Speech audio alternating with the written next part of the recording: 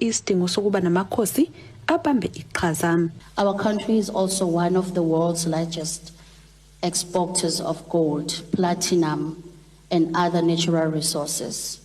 It also has well-established financial, legal, communications, energy, transport sectors, and also Africa's largest stock exchange. However, there is a greater opportunity for better partnership between traditional monarchs, government, private sectors in order to fully further unlock opportunities across the continent to develop our country.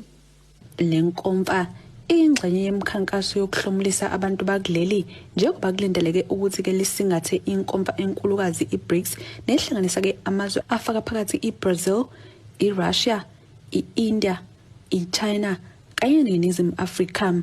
Abesifazane baveze ke ukuthi selilikhulu ibanga asebelahambile ukuzama ke ukuziveza kanye nokuguqula ke indlela ababukwa ngayo ikakhulukazi ungena nasemkhakheni ebithathwa njengabantu besilisa. UKaMayisela uveze ukuthi ke bengoNdlunkulu bobukhosi obahlukene kuleli sebenquma ukuba yimbumba ngenhloso yokukhulisa umnotho wasemakhaya. Our aim is for traditional monarchs to unite